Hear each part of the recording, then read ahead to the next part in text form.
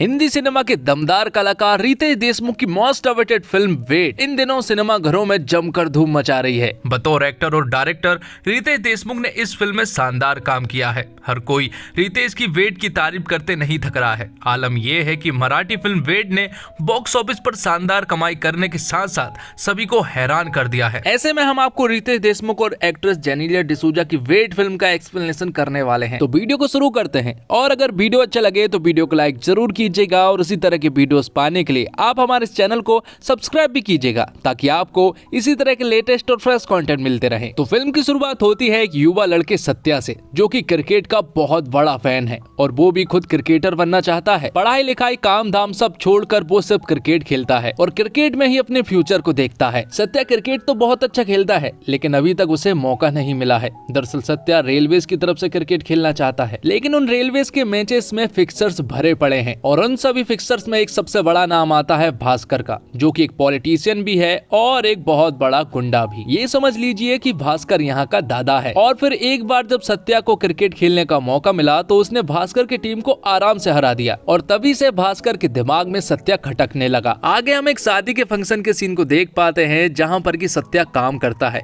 और वहीं पर उसकी मुलाकात होती है निशा नाम की लड़की से।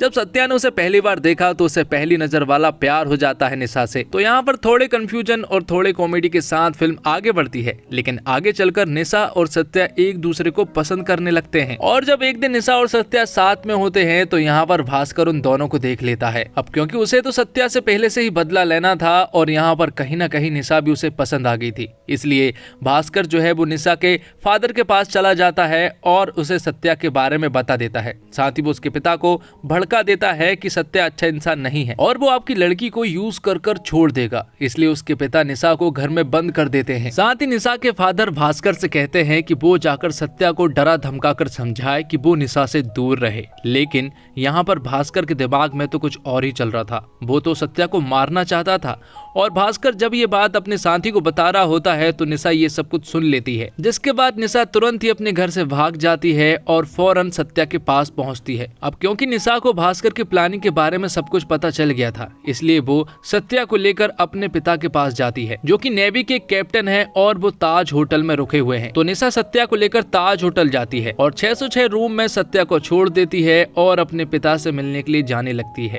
लेकिन यहाँ पर सत्या निशा को बताता है कि आज उसका सिलेक्शन वाला डे है, आज बाहर से सिलेक्टर्स आ रहे हैं और वो प्लेयर्स को सिलेक्ट करेंगे। लेकिन निशा उसे कसम दे देती है और उससे कहती है कि बाहर भास्कर के लोग घूम रहे हैं तुम्हें मारने के लिए, इसलिए तुम बाहर ना जाओ। और जब तक वो नहीं आ जाती तब तक वो इसी कमरे में रुके। और ये सीन यहीं पर कट होता है और फिर अगले सीन में हम देखते हैं कि कहानी अब 12 साल आगे पहुंच चुकी है, जहां पर कि हम सत्या को देखते हैं जिसका हाल कबीर सिंह टाइप हो चुका था। क्योंकि 12 साल पहले कुछ तो बिगड़ा है, इसलिए सत्या का ये हाल हुआ है, जिसके कारण अब सत्या पूरी तरह से बदल चुका है। अब उसे हर रोज शराब चाहिए होती है। अब सत्या पूरी तरह से बेवड़ा बन चुका है। साथ ही हमें यहाँ पर यह भी पता चलता है कि सत्या की शादी हो चुकी है और यहाँ पर एक आदमी आता है जो कि सत्या को बताता है कि भास्कर के लोग उसकी पत्नी को छेड़ रहे हैं। और सत्या की पत्नी कोई और नहीं बल्कि जेनेलिया डिसूजा होती है, जिसका नाम श्रावणी है और वो रेलवेज में एक गवर्नमेंट एम्प्लॉय है। तो जब सत्या को पता चला कि श्रावणी को भास्कर के लोग छेड़ रहे हैं तो सत्या तुरंत ही श्रावणी के पास आता है और फिर भास्कर के लोगों को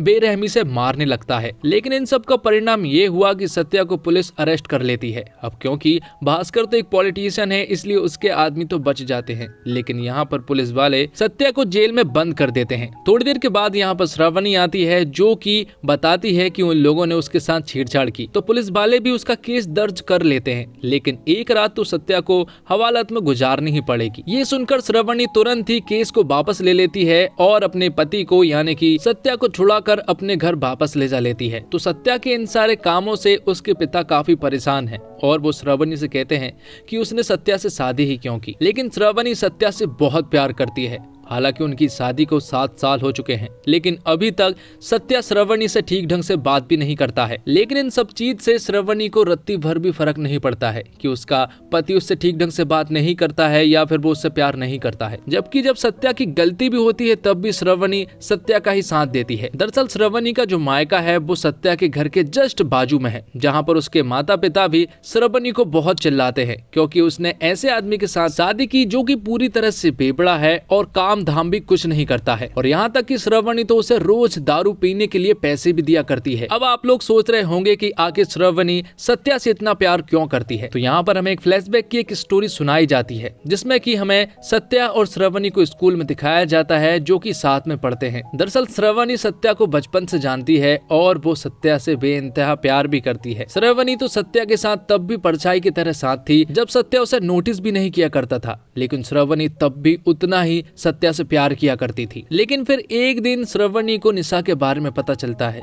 कि सत्या निशा से प्यार करता है। ये बात जानने के बाद तो श्रावणी का पूरी तरह से दिल टूट जाता है। इसके बावजूद श्रावणी ने सत्या से प्यार करना नहीं छोड़ा। लेकिन अब 7 साल बीत चुके हैं उनकी शादी के, लेकिन श्रावणी को अभी तक अपना प्यार नहीं मिला है जो कि उसका बचपन का प्यार है। हालांकि सत्या उसे मारता पीटता नहीं है और ना ही उसके साथ बुरा व्यवहार करता है। बस प्रॉब्लम ये है कि वो अभी तक निशा को नहीं भूल पाया है, इसलिए अभी तक वो नॉर्मल नहीं हो पाया है। जबकि सत्या के पिता चाहते हैं कि वो कुछ काम करे, दारू से उन्हें प्रॉब्लम नहीं है। और कुछ दिन पहले सत्या के पास कोच बनने का ऑफर आया था, लेकिन उसने वो ऑफर ठुकरा दिया। इसी वजह से सत्या के पिता उसे खूब चिल्लाते हैं क्योंकि वो चाहते हैं कि सत्या कुछ काम करे। इसके बावजूद सत्या की पत्नी यानी कि श्रावणी उसे पूरा सपोर्ट देती है और उसे दारू पीने के लिए पैसे भी देती है। उसे मालूम है कि उसका प्यार नहीं मिलने वाला, इसके बावजूद वो उससे काफी प्यार करती है। और घर के कामों के साथ साथ श्रावणी अपनी जॉब को भी मैनेज करती है और हाल ही में उसका प्रमोशन हुआ है जिसके लिए उसे नागपुर जाना होगा। लेकिन श्रावणी ने अपने सर से साफ मना कर दिया कि वो नागपुर नहीं जाएगी क्योंकि उसे ये पोस्ट पसंद है और वो अपने घर को छोड़कर नहीं जाना चाहती। लेकिन अब सत्या की हद हो चुकी थी क्योंकि अब पूरी तरह से बेवड़ा बन चुका था और ये इस बात का एहसास कहीं ना कहीं सत्या को भी हो गया था।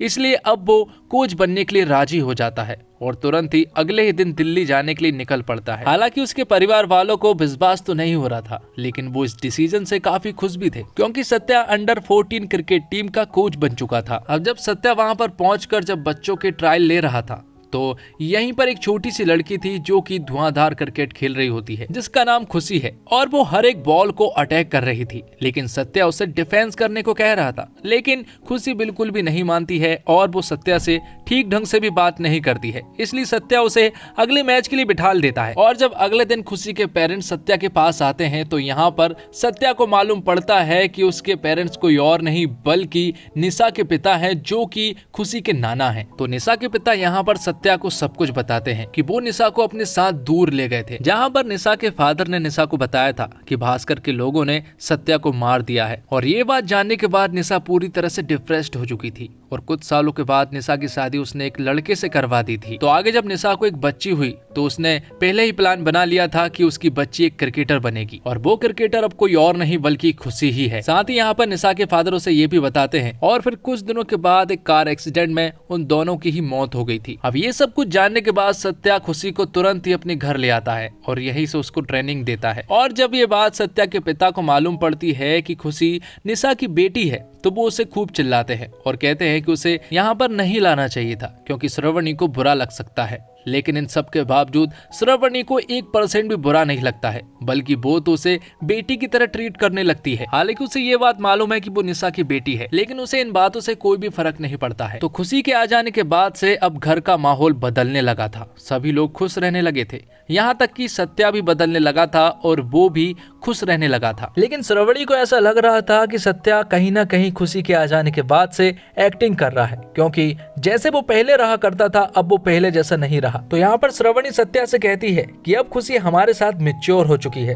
तो वो जो पहले की तरह हमारे साथ रहा करता था अब वैसे रह सकता है, ऐसे एक्टिंग करने की कोई भी जरूरत नहीं है। और ये बात श्रावणी को बहुत ज्यादा बुरी लगती है। और इन सब चीजों के अलावा सबसे बड़ी बुरी बात उसे ये लगती है कि श्रावणी अपने प्यार को नहीं पा सकी, सत्या उससे प्यार नहीं कर पाया। इसलिए अब वो डिसाइड करती है कि कुछ दिन पहले जो उसका नागपुर जाने के लिए प्रमोशन हुआ था वो उसके लिए हामी कर देती है और नागपुर जाने के लिए निकल पड़ती है। उसके घर वाले सारे दुखी हो जाते हैं, सत्या को कोई फर्क नहीं पड़ता। हालांकि वो उसे रेलवे स्टेशन तक छोड़ने के लिए आता है, लेकिन वो उसे रुकने के लिए नहीं कहता। तो श्रावणी उससे कहती है कि ना तो तुम्हें अपना प्यार मिला और ना ही मुझे, क्योंकि मैं एक ऐसे गलत प्लेटफॉर्म पर खड़ी हूँ जहाँ पर वो ट्रेन आने ही नहीं वाली।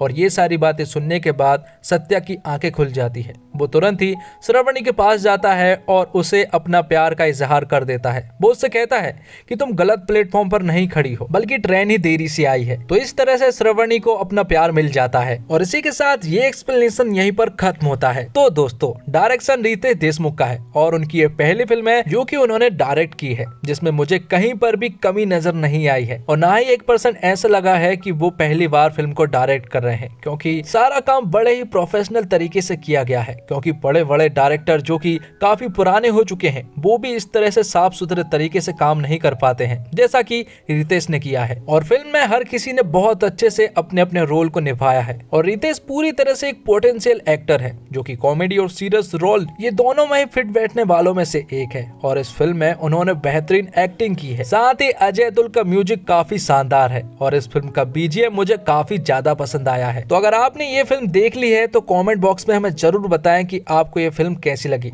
तो इसी के साथ ये एक्सप्लेनेशन यहीं पर खत्म होता है। तो दोस्तों, उम्मीद करता हूँ आपको ये वीडियो पसंद आई होगी। वीडियो अगर पसंद आई हो तो वीडियो को लाइक जरूर कीजिएगा और इसी तरह के वीडियोस पाने के लिए आप हमारे इस चैनल को सब्सक्राइब भी कीजिएगा, ताकि आपको इसी तरह के लेटेस्ट और फ्रेश कंटेंट मिलते रहे। और साथ ही अगर आप इस फिल्म को देखना चाहते हैं तो डिस्क्रिप्शन बॉक्स में दिए हुए लिंक पर क्लिक करें और इस फिल्म को आसानी से वॉच करें। तो मिलते हैं एक और वीडियो के साथ, तब तक के लिए जय हिंद, जय भारत, जय श्री राम।